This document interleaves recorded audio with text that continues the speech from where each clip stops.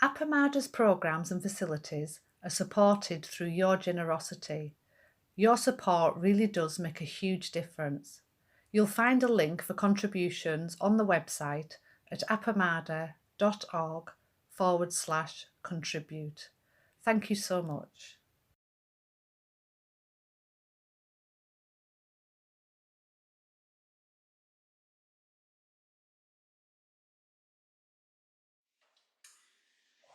Okay, so first I'd like to start with the intensive guidelines.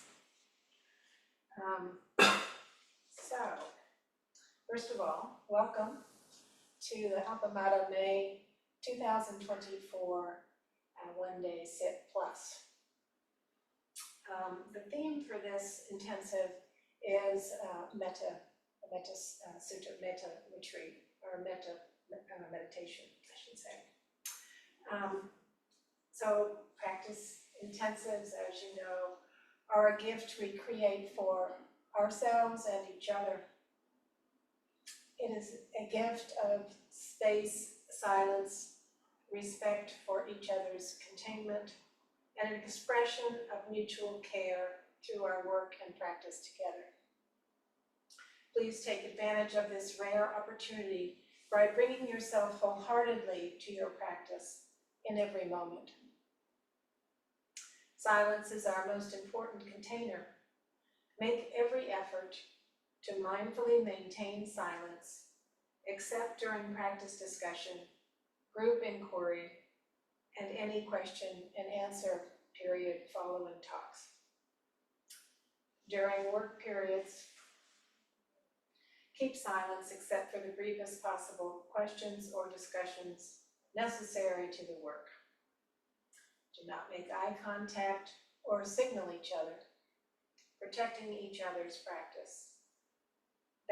This itself is a very difficult and demanding practice, but as we are taking the backward step, as Dogen puts it, and turning our light inward to rest in mindful awareness, we provide for each other the protection and support for this shift.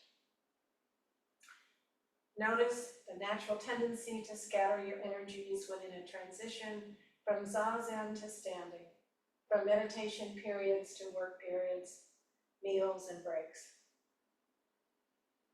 Be alert and curious about whatever is arising, without any attempt at manipulation whatsoever. Please follow the schedule completely. Schedules are posted in the kitchen, and then there are extras if people need them. Be on time for zazen, for meals, for work practice, and talks. In the Zen tradition, on time means 5 minutes before the event is to begin. There will be a set of clackers 10 minutes before a sitting period that follows a break. Please come at once to the zendo. Take good care of your space. Keeping this mainly pertains to people online. I guess it could pertain to you guys too. Take care of your space, keeping it neat and orderly. It is your practice home for this day and this evening. Before you leave the zendo, make sure your cushions are straight and aligned and that any personal objects are neatly arranged.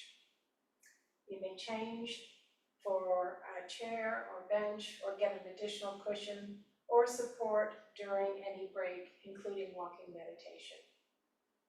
There are empty cushions and empty chairs in case you need to change from a cushion to a chair or chair to a cushion. If more chairs are needed, have them in the side room. You may also use the restroom during walking meditation. Please wait for the second clapper that starts the walking meditation before leaving the zendo. Intensive work by containing the energy we normally dissipate in our distractions and busyness. Allow yourself to be immersed in the silence and stillness here as much as possible. This is extremely important in support of each person's practice. When you go back to your room or to your home at night, please maintain silence even with your roommates. Please avoid using computers, cell phones, televisions, or other devices during the time of the intensive, except for emergencies. When we take a break like this, we can notice our automatic and sometimes frantic clinging and habits of distraction. But this is the best way to fully experience the gift of time and space. Beginning this evening, I will offer practice discussion. And it's on the schedule. So if you got a copy of the schedule, I believe I sent it out to you guys online. You see that the practice discussion is on there. Please remember that our Zen practice is to leave no trace. Be attentive and keep the space well. Be mindful to keep the tea area or the kitchen neat and clean up after yourself. Please label a cup with your name and use it for drinks during the day. Wash your own cup as needed. We all support each other. Please be mindful of the roles and jobs you are assigned, and be sure to show up on time for these responsibilities. If you have particular needs in the Zendo, please ask one of the monitors. If you have any other questions, feel free to ask Kim, or monitor this evening is Heather, and it will be Darcy will be also a monitor and or timekeeper, so you can ask her. That leaves you. If you have any questions, or anybody in line.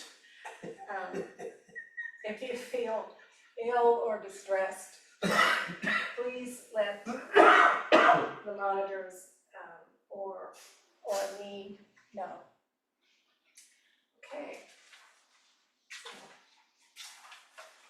Okay, so let's start the Dharma talk.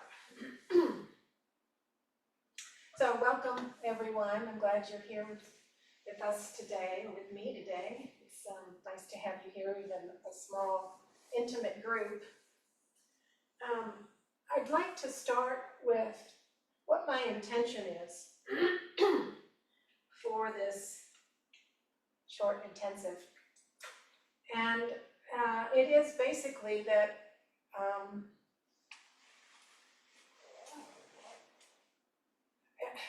it's really about sitting in metta for a day and some time. It's not about imparting. I'm imparting a lot of information here. I think most of you have taken metta at some point on Wednesday night, and you may have spent some time with it, some people more than others. And some might even have a regular practice with it. And so regardless if you've done it a bunch or done it a little, it's pretty straightforward. And but for me, the intention is to allow yourself to just be in loving kindness, you know, and foster from the exercise. We'll try to foster our ability to remain in loving kindness, or to offer it to ourselves and to other people and to all beings. I was reading an article this afternoon by this Australian Buddhist monk who was saying the whole thing about metta is just to repeat it, and keep repeating it until the words actually have some sort of make sense to you, because they can just be words. You're just repeating words, but really understanding the words as you're saying them, and over time you get more of a feel of what they mean to you.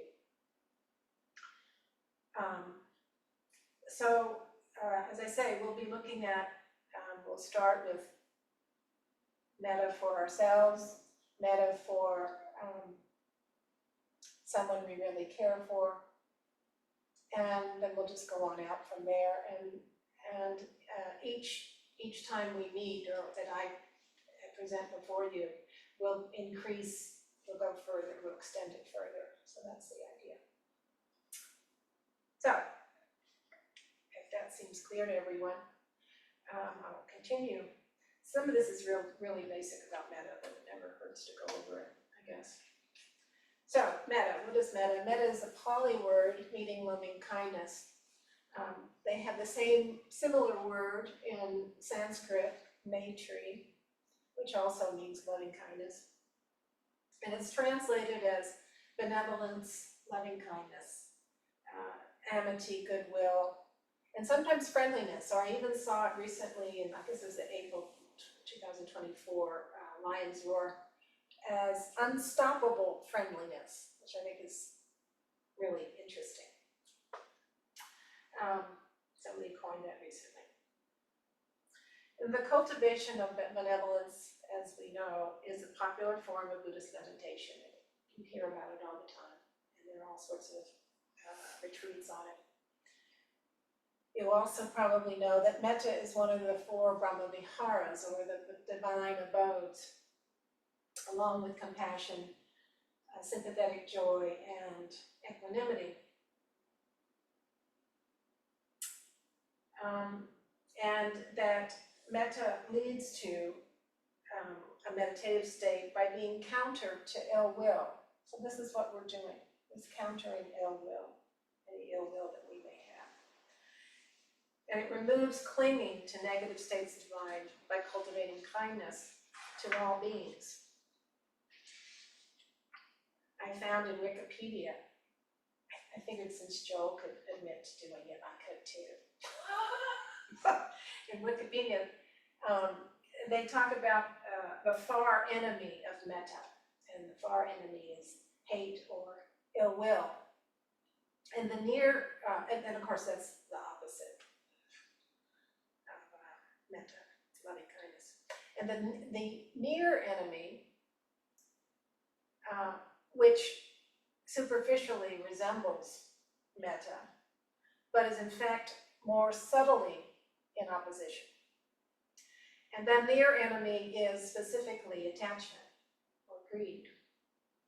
So it's like here, one is who likes experiencing virtue, can do it with attachment, but it's for the wrong reason. It's like, it's being attached to a person, and so it's not entirely freely given. There's an expectation there. Oh, I want you to take care of me. Love me, and that also means taking care of me. I think that's kind of common sort of thing. So anyway, so that's the near enemy. So as far as meditation, as we know, this is the cultivation of benevolence, loving kindness, and amity, and consists of silent repetitions of phrases such as "may you be happy" or "may you be free from suffering." It's kind of interesting though, I didn't really think about this when I read it, that in actuality, you're focusing on 2 separate things if you say, "may I be happy" or "may you be happy," whatever. That actually is metta. But as far as when you're looking at suffering, that is more compassion than it is metta, actual metta. But this source kind of puts them in the same, just makes them, calls them on it, says that they're separate, but it's often found in the same place. And so, as we'll see, and as you all probably know, practice gradually increases in difficulty. So you start with yourself, although that may be difficult enough. Then you go to somebody you really care about, somebody you love. And then you start going to someone who's neutral. And then you go to someone who's difficult. So you're kind of extending yourself more and more through those. So the one, in terms of working with someone who's difficult, what it means is that the target person is more difficult. And so the practice gradually increases in difficulty with respect to the targets of compassion and loving kindness. So at first, the practitioner, as I said, starts with themselves, maybe difficult, but then gets a little bit harder each time. As far as the origins of metta, according to Martin Wiltshire, Prior to the advent of the Buddha, there existed traditions of Brahmaloka and the four Brahmaviharas, the divine abodes, as I mentioned earlier, those four. And those preceded the Buddha. Early Buddhist texts, this is really interesting, assert that pre-Buddha ancient Indian sages who taught these virtues were actually earlier incarnations of the Buddha. That's kind of an interesting theory. I haven't understood that way. I've never heard that before. I've always heard that they were earlier incarnations of the Buddha, but I never heard it as they were Indian sages. Post-Buddha, these same virtues are found in Hindu texts. Loving kindness, Maitri, along with compassion and equanimity, are found in the early Upanishads of Hinduism, while loving kindness, Metta, is found in early sutras of Jainism, along with compassion, empathetic joy, and equanimity. And the ancient Indian, I don't know how to pronounce this word. I was going to ask Trouty and I forgot. But it's Aseka Buddha. Does that sound right to you? Anyway, it's Sanskrit. Who are mentioned in the early Buddhist sutras.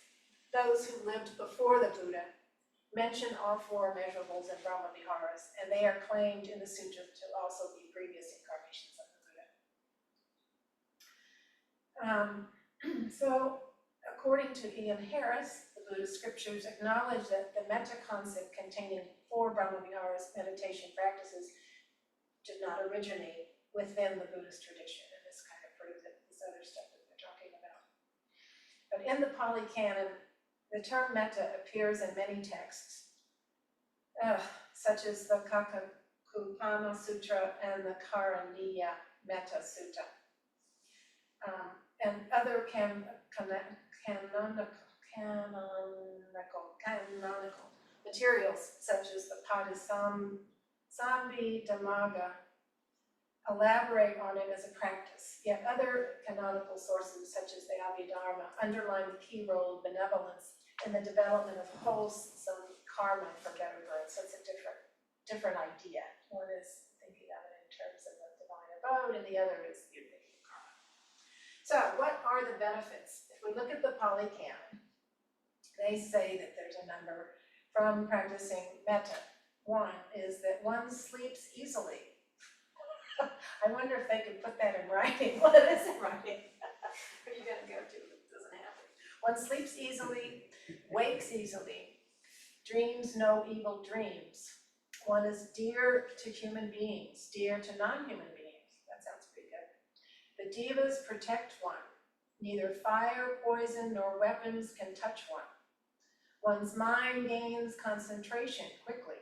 And in fact, it's a concentration practice. One's complexion is bright. One dies unconfused. And if penetrating no higher, is headed for rebirth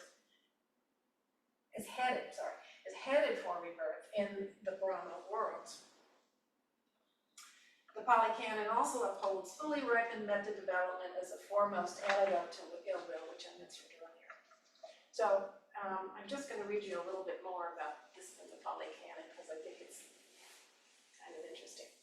So no other thing do I know, O monks, this is the Buddha, on account of which unarisen ill will does not arise, and arisen ill will is abandoned so much as on account of this, the liberation of the heart by benevolence.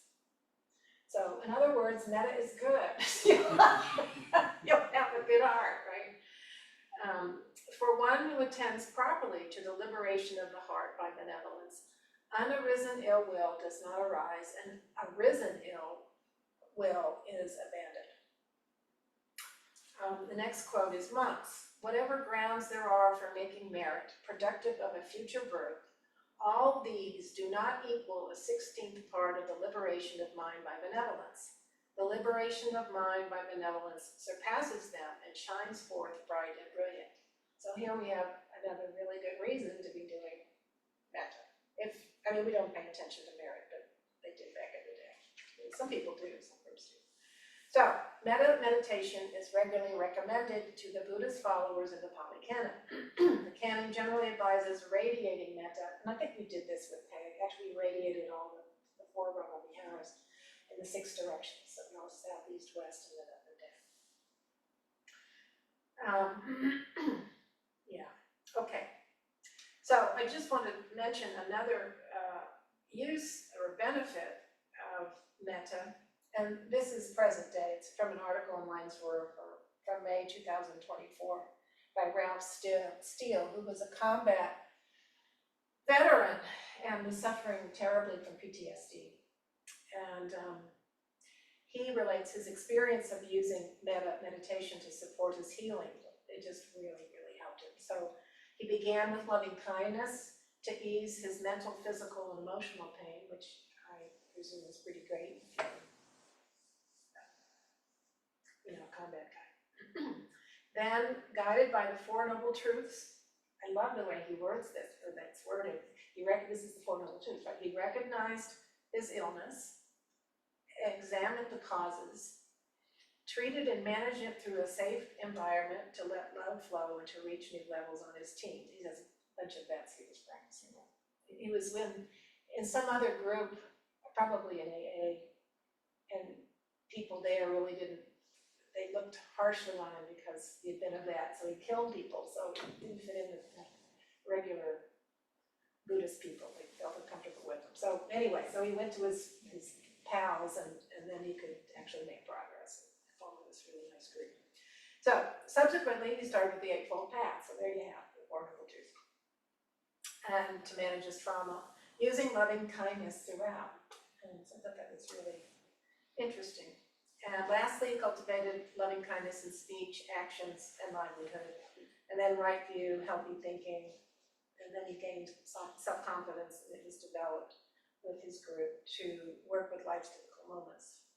And then when he came to equanimity, he began to understand the skills of goodness, and the path of peace became clear for him. So that's an amazing accomplishment. And the main push behind it was loving kindness. So it says a lot.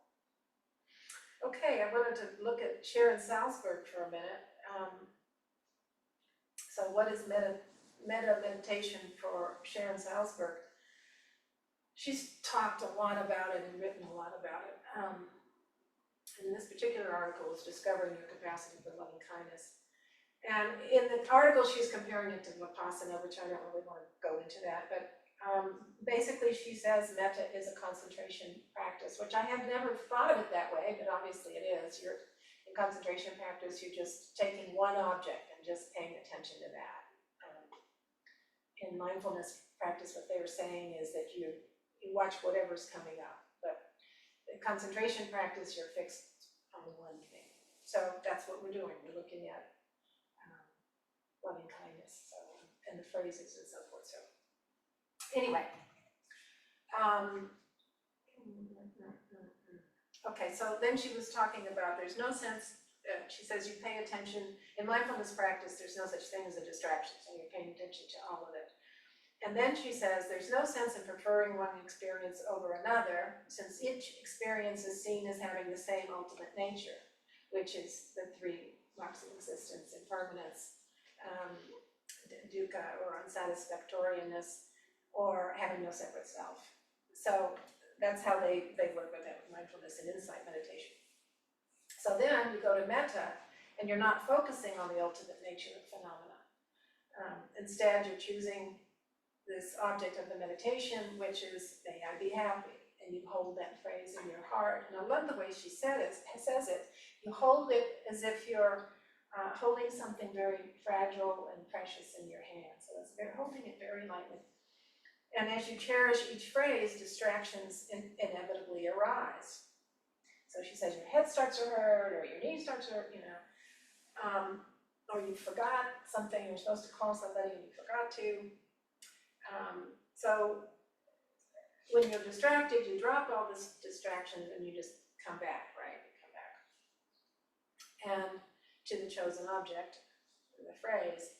And then choosing, that's why it's a concentration practice. But when some experience arises, you don't explore it, you don't note it, or try to see its changing nature, or see the ultimate ultimate in it. Instead, you're paying attention to it. And by so doing, actually, you come to a point where you're just letting things go constantly. And by doing that, everything else comes into your awareness. And at that moment, it's very instructive because it shows you what you're holding on to. You're not really paying attention to it, but it's drifted in, and so you know what you're holding on to in that respect. And the only way that you can let go with grace is in ease, according to Sharon Salzberg, is that you begin to understand that this distraction, whatever it may be, has the characteristics of the three marks of existence.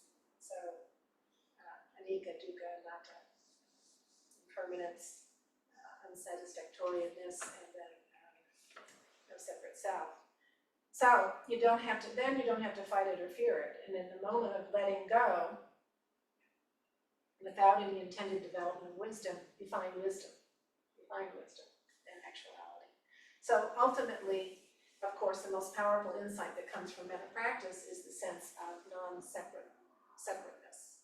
And this comes through opening your heart, extending your heart, and from being inclusive rather than exclusive. So, and oftentimes people are surprised that they can do metta, that they can have a capacity for loving kindness both for themselves and for others. Due to our past conditioning, many of us don't trust our capacity to love. And so metta involves a tremendous opening and purifying of our field of intention, which we can infuse throughout our life. And we can discover that we can indeed love, and that everything comes back to love. So, okay, now I would like to move on to the actual meditation. So, this particular meditation that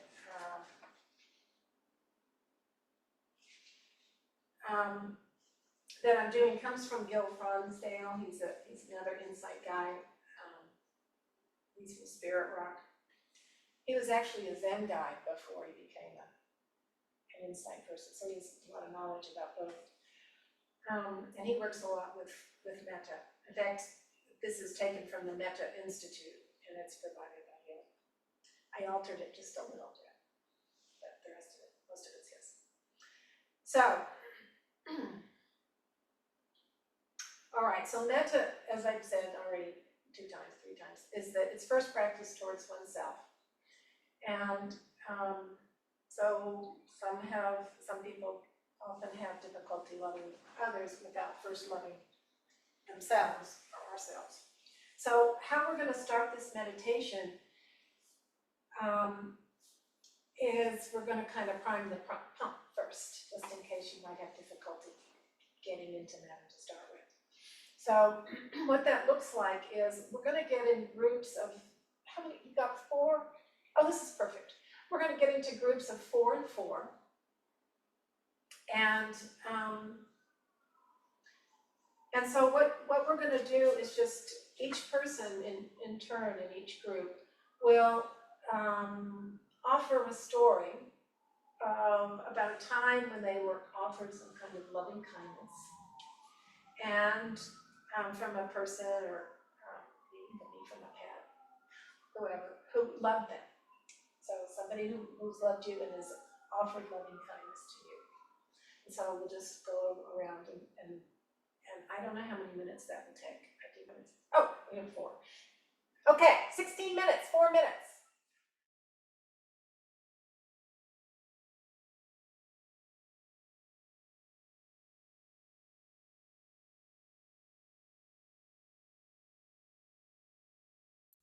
Really special.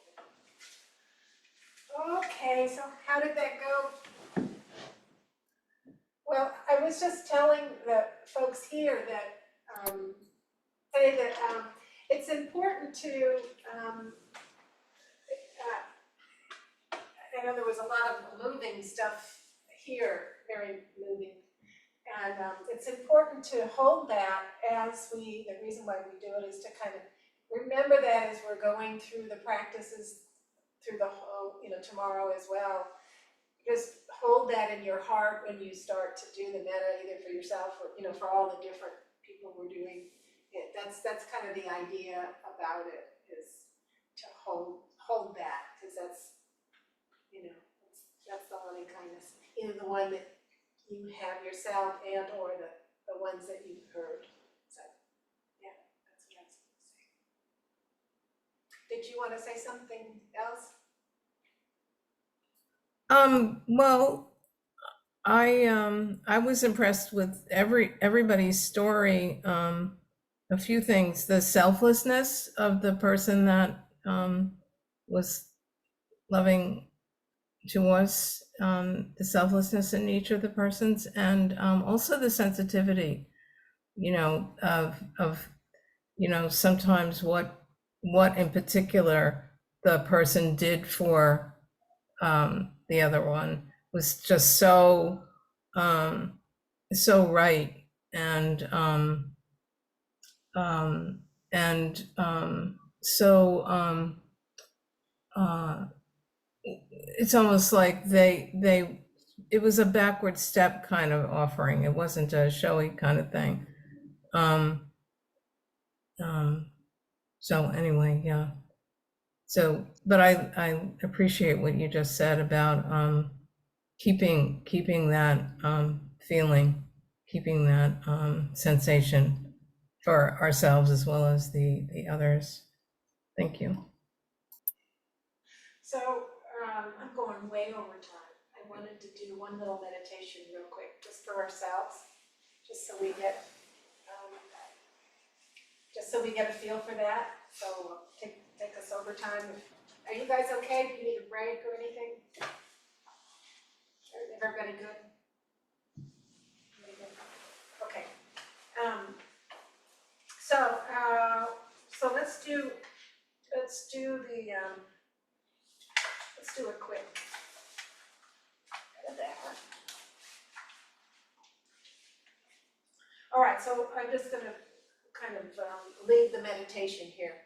So this is going to be offering loving kindness to ourselves. So just remember what you've just heard and so forth, and hold that loving kindness, and we're going to be extending it to ourselves. So to start, just sit, get comfortable, get in a comfortable position, and relaxed manner. And then take 2 or 3 deep breaths with slow, long, and complete exhalations.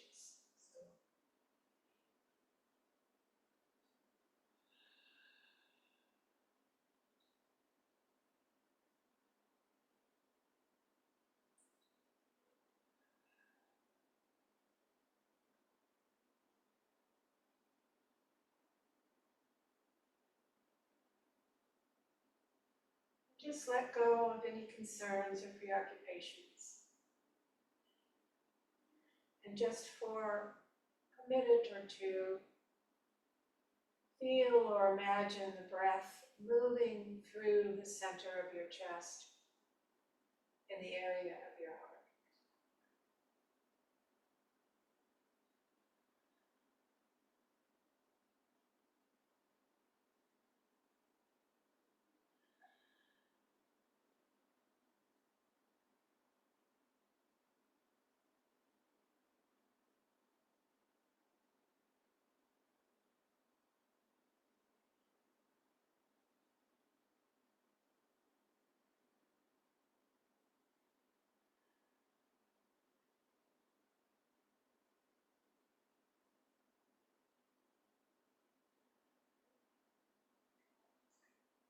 Then just sit quietly and mentally repeat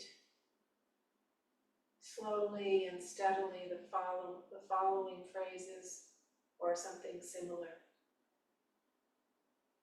They are: may I be happy, may I be well, may I be safe, May I be peaceful and at ease. And just keep repeating those for a couple of minutes.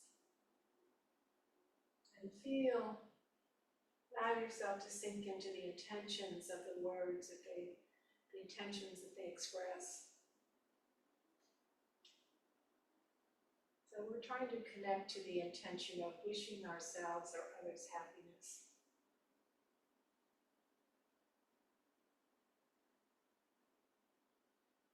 And if feelings of warmth or friendliness or love arise in the body or mind, just connect to them, allowing them to grow as you repeat the phrases. And as an aid to the meditation, you might hold an image of yourself in your mind's eye. And this might help reinforce the intentions expressed in the phrases.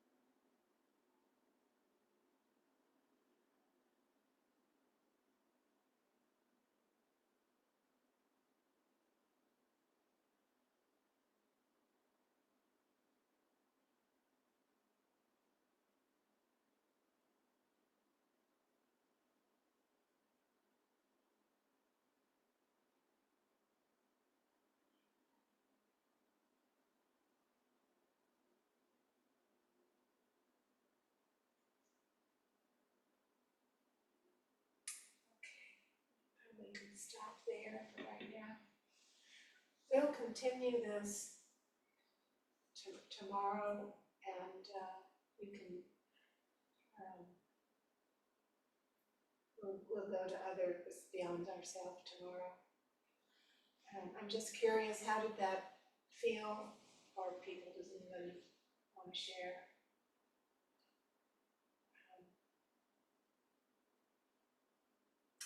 For me, I was feeling very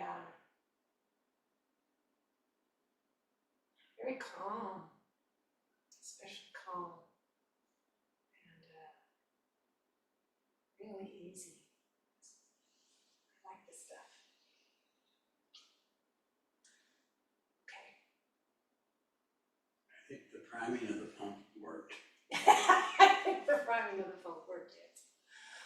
Alrighty then, so now I guess we'll do Kinyan, and then we'll go into meditation.